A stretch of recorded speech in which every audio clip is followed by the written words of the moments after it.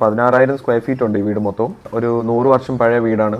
എൻ്റെ grand father പണിത പോലെ തിരിച്ച് എനിക്ക് ആക്കി തന്നു എന്ന് വേണമെങ്കിൽ ശരിക്കും പറയാം. ചില ഭിത്തികൾ ഞാൻ പൊളിഞ്ഞു വരുന്നു ഒരു മാസം കഴിയുമ്പോഴത്തേക്കിനും. അങ്ങനത്തെ ഇതൊന്നും ഞങ്ങൾക്ക് ലാസ്റ്റ് 2-3 ടൈംസ് ആയിട്ട് വന്നിട്ടില്ല. അതൊക്കെയാണ് ഇതിന്റെ ഹൈലൈറ്റ് പറയാനുള്ളത്. ഇത്രയും വലിയ വീട് ഒരു 25 ഡേയ്സിനകം ടോപ്പ് ടു ബോട്ടം ഞങ്ങൾക്ക് കംപ്ലീറ്റ് ആയിട്ട് ഫിനിഷ് ചെയ്ത് തന്നു. ലാസ്റ്റ് നമ്മൾ കടുവയുടെ ഇന്റീരിയർ മൊത്തം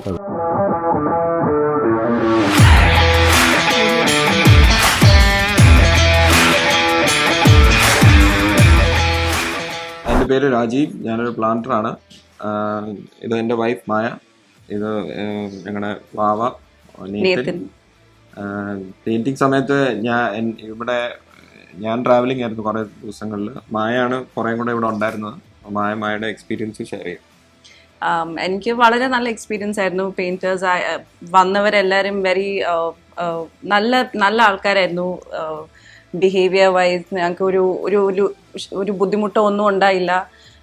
എനിക്കിവിടെ പുറത്തൂടെ എല്ലാ ഗ്രില്ലിൽ കൂടെ ഒക്കെ ചെടിയുണ്ട്. അപ്പം ഞാൻ ഓരോ നേരം അവരുടെ അടുത്ത് പോയി പറയുമായിരുന്നു ചെടിയൊക്കെ സൂക്ഷിക്കണം, അത് വേണ്ടതുപോലെ കെട്ടിവെക്കണം. പക്ഷെ വെരി നൈസ്ലി ദീസ് ടു ചെടി മാറ്റി അങ്ങനെ തിരിച്ച് അത് പെയിന്റിങ് കഴിഞ്ഞ ഉടനെ അവർ തന്നെ അത് കെട്ടിവെക്കും. അങ്ങനത്തെയൊക്കെ വെരി പൊലൈറ്റ് ആൾക്കാരായിരുന്നു.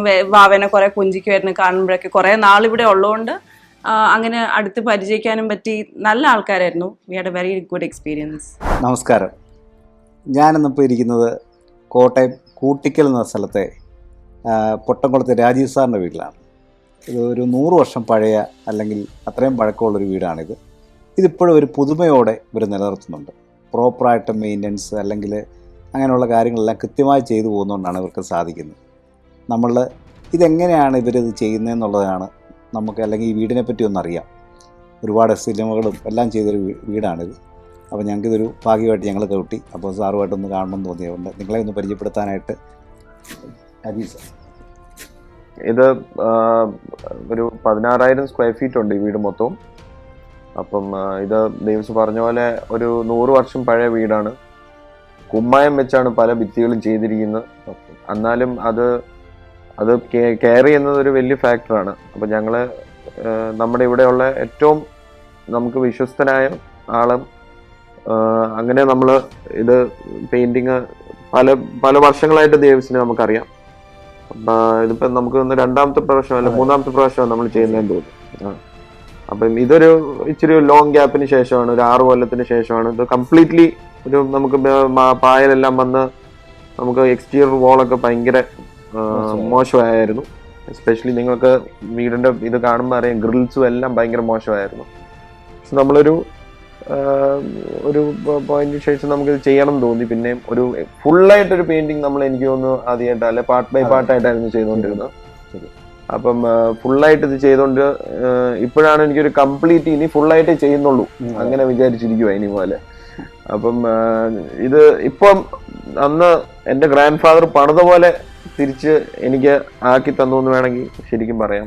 ആ കളർ കോർഡിനേഷനും എല്ലാം അതുപോലെ തന്നെ ഞങ്ങൾ പഴയ പിക്ചേഴ്സ് ഇതിന്റെ മൊത്തം റിക്കവർ ചെയ്തു. എന്നിട്ട് ഞങ്ങൾ ഡേവിസിനെ കാണിച്ചു കൊടുക്കുമായിരുന്നു. എൻ്റെ ഫാദറുമായിട്ടും അത് മെയിൻറ്റെയിൻ ചെയ്ത് വരുമായിരുന്നു.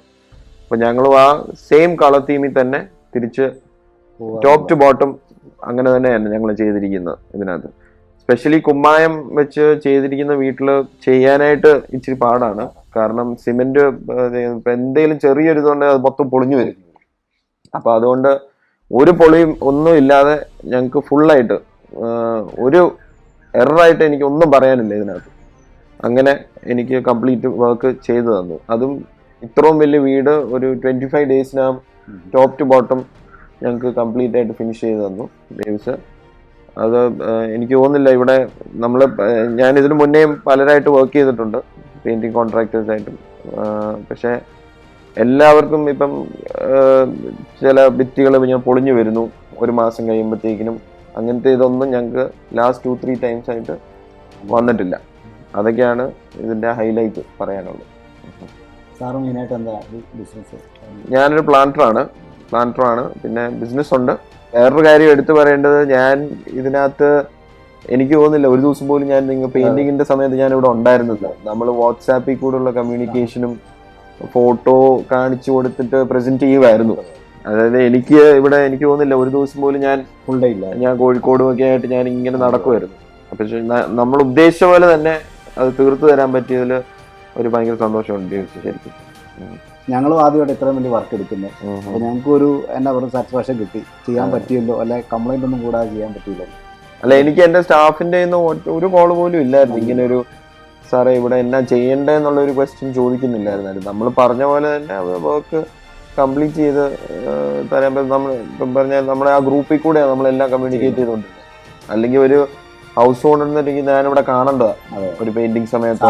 നോർമലി പെയിന്റ് ചെയ്യുമ്പോൾ 10 തവണയിലും ഡെയിലി വിളിക്കും.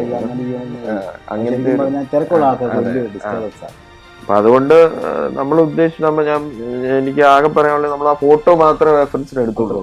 പഴയ ഫോട്ടോസ് വെച്ച് റെഫറൻസ് ചെയ്ത് നമ്മൾ ആ കളർ കോർഡിനേഷൻ ടീമിൽ തന്നെ തിരിച്ച് ചെയ്തിരിക്കുക എന്നുള്ളത്. പിന്നെ വീട് സിനിമ ഷൂട്ടിങ്ങിനും മറ്റിനും പല പ്രാവശ്യം പോകുന്നതാണ്. അപ്പോഴത്തേക്കും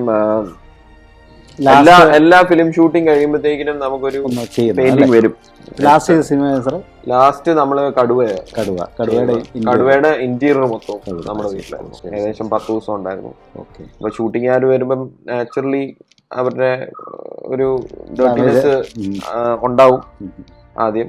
പക്ഷെ അത് കഴിഞ്ഞ് നമ്മൾ എപ്പോഴും അത് ഡേവിസിന് തന്നെയാണ് കോൺട്രാക്ട് കൊടുക്കുന്നത്. ഇപ്പോഴും നമ്മൾ മുണ്ടക്കയം ക്ലബും എല്ലാം നമ്മൾ കൊടുത്തിട്ടുണ്ട് ഡേവിസിന്. Thank you. Okay, thank you Davis.